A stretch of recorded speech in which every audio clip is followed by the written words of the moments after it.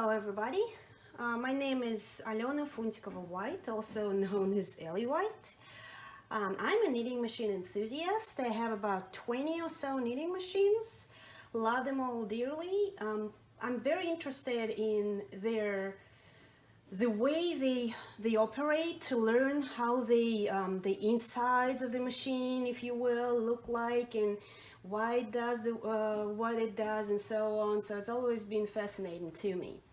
As a result, I accumulated quite a few machines. I love knitting on them, but even more so, I love to learn how to operate them and to understand the principles behind that.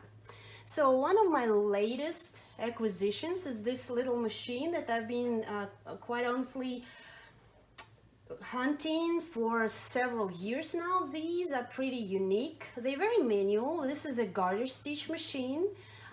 It requires quite a bit of manipulation, but let me tell you, it's still faster than brother garter carriage. It might not do all the fancy stitches that carriage can do, but for the simple garter stitch and for a few pretty nice and beautiful looking stitches, this is a very good helper for you. So here I'm showing you just a few fancy stitches that I practiced yesterday on this machine. I had several people asking me for a demo, so here it is. I'm going to show you, and it's been quite challenging for me to figure out how to position the camera because of the way this machine operates. If I just put it on the side, my hands will be blocking the view. So hopefully positioning it this way will help you see what I'm doing. I'm going to give it a shot, and I'm going to start with the cast on. Now my machine came with this metal bar, I guess. I'm not sure what the right name for it. I'm going to call it a bar. It doesn't really matter. And from what I've learned from my research, a lot of them come with a wooden bar. So they would still have those metal little sticks sticking out, but the base would be wood. So mine is metal, which I'm very grateful for. I would imagine wood would be harder to maintain. And normally they would come with a hook similar to this, okay? Now mine didn't come with this hook. Fortunately, I had this one in my stash. I can't even tell you which machine it came with. I'm wondering if it might be one of the hooks for the rebber for one of the standard gauge machines. But what we're after is this type of hook. See, it's not really your classic crochet hook. It's more like just a hook that is not all the way down, see? So you can grab the stitches and move them in the right direction. You'll see what I'm talking about once I start casting on.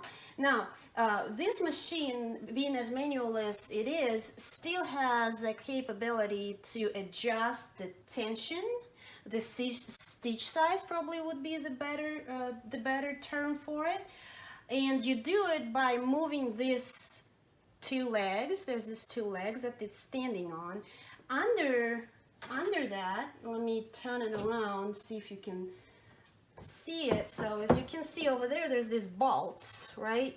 Those nuts that you unscrew, and then these things will move. And on this side, you probably wouldn't see it very well, and I don't want to move my camera right now. I'll make another video to specifically show you how to adjust those the tension. But over here on the outside, there's a little scale with the numbers 1, 2, 3, 4, and 5, I think. And so the farther out you move this, so you loosen these nuts and you move those legs out. The farther out they go, the looser would be your stitch, and the thicker yarn you'll be able to knit on this machine. So and I don't believe there's any kind of guideline for that.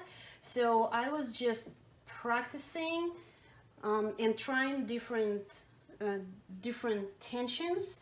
And for this particular yarn, let me show you something. Well, I'll just show it on my finger. Hopefully it makes sense. See, for yarn this thick, I would say probably to 12, give or take. That's how it feels to me just by looking at it. I found that the number 2 tension works well. So let's start with the cast on. To do the cast on, you make a loop like this, right? Make this loop, and then you put it at the beginning where you want your cast on to start. So let's say I want it over here, okay? And then you just do the E-wrap. And hopefully all of you know how to do the E-wrap. And just like with the Japanese machine, and I know some people even use it for pass-ups and Superba and others, though it's not as comfortable as it is with the Japanese machines. But you want to make sure that your loops are not too tight. See how I hold them at the base with my finger to make sure that they are not too tight. I'm not going to cast on too much just for the sake of time. And so when you cast on the required number of stitches, required number -1. The last one, instead of doing the E-wrap, you go from left to right like this and let it down. Okay. Now, also I forgot to mention, you can see there's 2 slots over here. So for the cast on and any kind of stitch manipulations, you want your comb. There you go.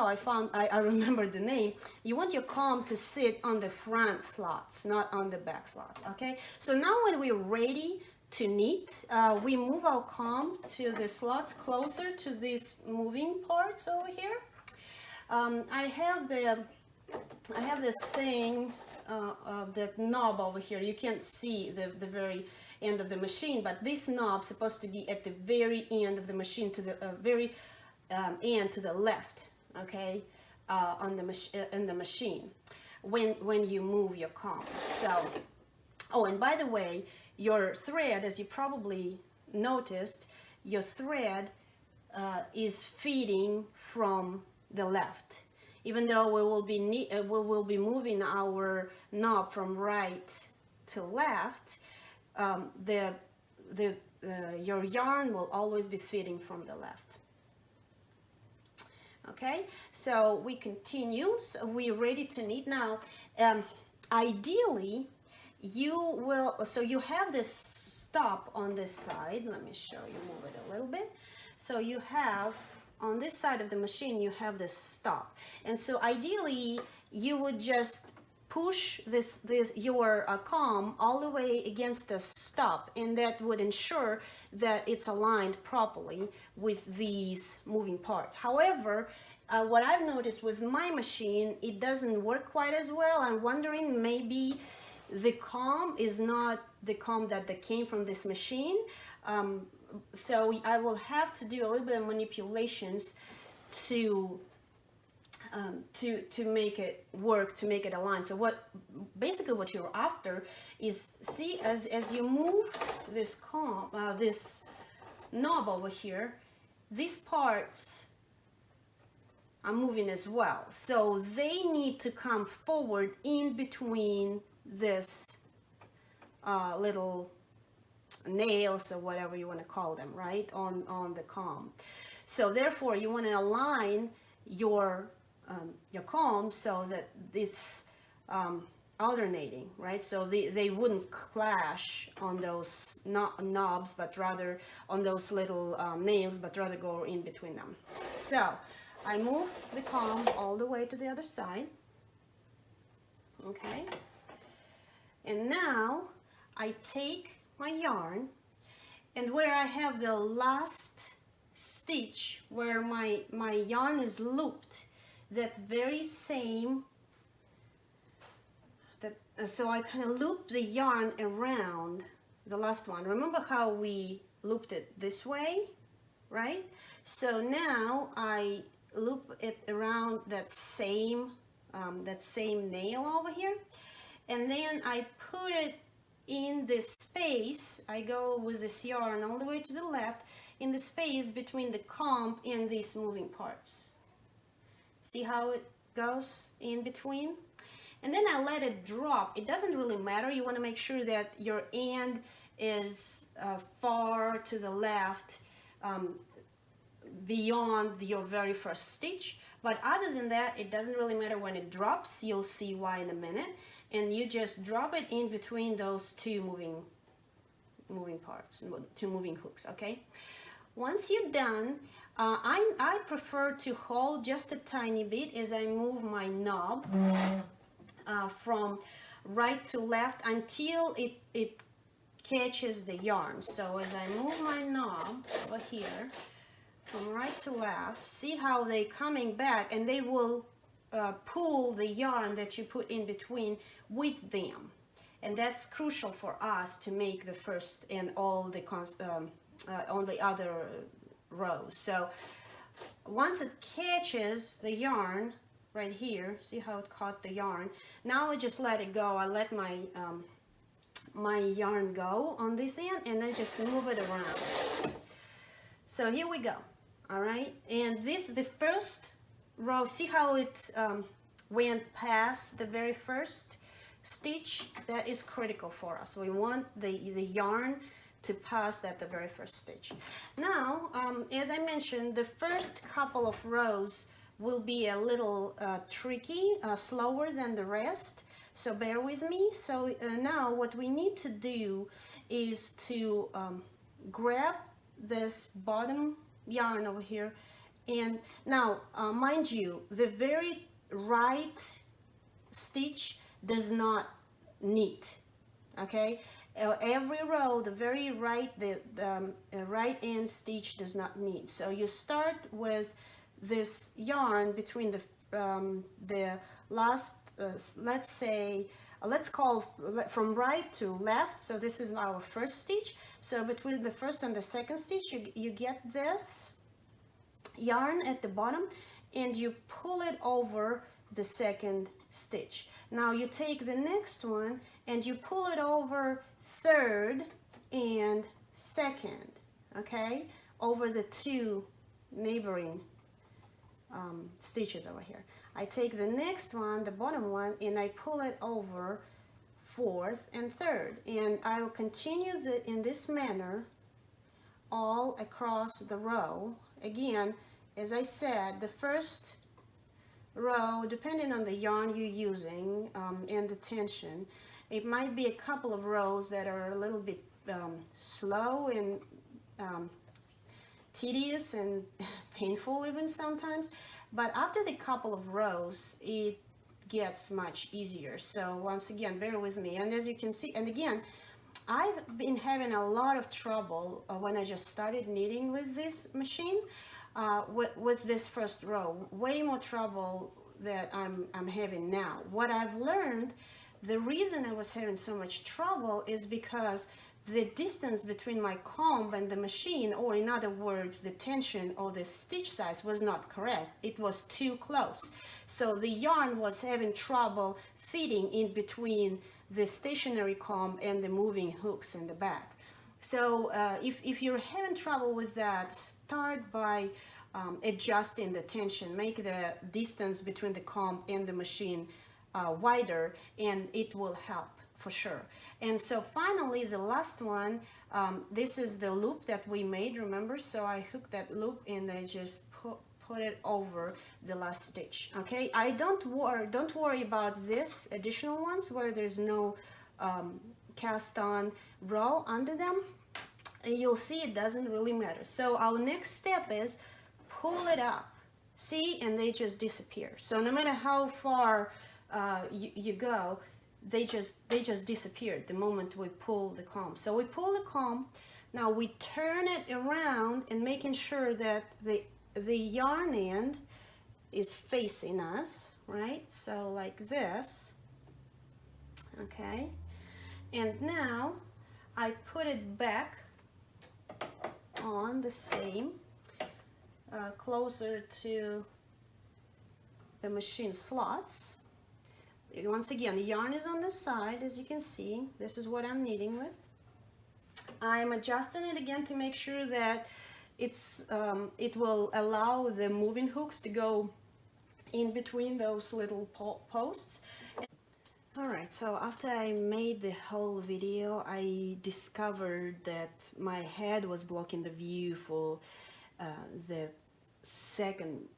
first row, for the second row actually. So I decided to remake that piece. Hopefully I will manage to keep my head out of the picture and you'll be able to see how those stitches are formed. So once again, I turned the comb over, my yarn is on the side. I'm ready for the second row. I aligned my comb to make sure that the moving hooks are freely coming in between the comb teeth.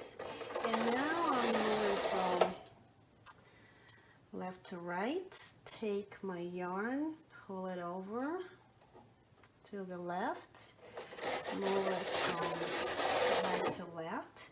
And now I will be taking the previous row stitches and pull it over to the other side to make sure that we only have one stitch on each tooth. Okay, and you can do it with your hand in this particular case, and it's still, as I mentioned, the first couple of rows a little tedious, but even with this yarn, with thinner yarn, you'll probably have to use your hook. With this one, I managed to grab the bottom, pull it towards me a little bit, and then over, and it knits through pretty well. So if you're having trouble knitting this row, chances are your tension is too tight. Okay, so make sure that you leave enough space between the stationary comb and the moving parts, and in this case you shouldn't have too much trouble knitting the second row. And you also want to pull them, kind of push them back on the other side just to secure them a little, to make sure that they don't go over. However, if your tension is not too tight, and that's the paradox of this particular machine, normally you would think if the stitches fall off the needles, that means that the tension is too loose. In this case, this actually means that the tension is too tight. If your tension is looser, if your stitch size is not too small, they will be comfortably resting on your comb teeth and wouldn't have any desire to jump off. And of course you want to make sure that your last loop on the left is knitted as well. All right, so hopefully that was the better demonstration of this second row. Now I pull it up, right, turn it around, put it back in, and continue knitting. All right, so here we are. This is we knitted 2 rows so far. As I mentioned, my original video turned out to have my head in there and getting out of focus. So here I am remaking the pieces, and I'm going to stitch them all together, and hopefully you'll have the better view. As I said, it's a pain to find the right angle, but I hope it will be worth it for you guys, and so you can see how this machine works. So here we are. Like I said, this is our second row. I turn the comb around and make sure that my feeding yarn is on facing me on the right side. I'm moving the knob from left to right after I aligned the comb properly. All right, now I take my yarn, I pull it right up in between the hooks, and put it as we did before in that space between the comb and the moving hooks. Now I move the knob from right to left. And as I said, starting with row 3 of 4, it becomes much more easier. So I'm going to do it with my hands now. So I just pull it towards myself and over, towards myself and over. Okay, and going all across like that. So knitting a row, right? So with still not enough knitted here, so it goes fairly slow, faster than the second row, but still fairly slow. But you'll see a couple more rows and it will go even quicker than this. You want to make sure that your last stitch is knitted. Okay, here we go. Pull it up, pull the knitted fabric down, turn the comb. All right, making sure that our yarn is on the right side. Align the comb, move the knob, grab the yarn tail, move the knob back, and here we go. Now I can grab it with my 2 hands and go like this.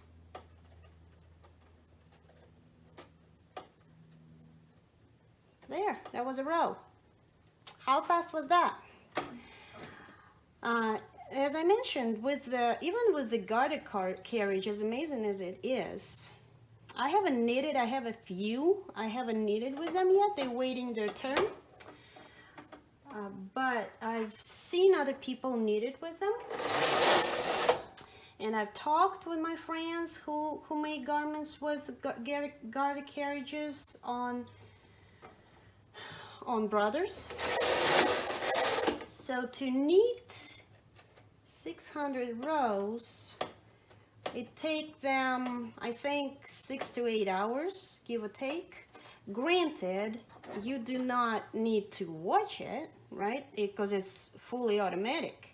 You just set up the number of rows and you let it work for you, and you can go and do some other things while it's working for you. So that part is definitely cool. But still, if you want your garment fast, you're out of luck.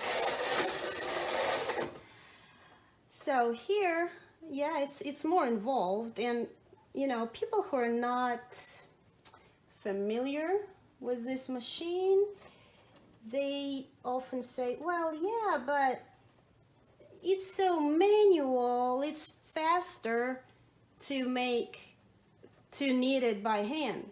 Is it? I don't think so. How long did it take me to make this row? A few seconds? Less than a minute for sure. Maybe even less than 30 seconds, right? So let's do this again.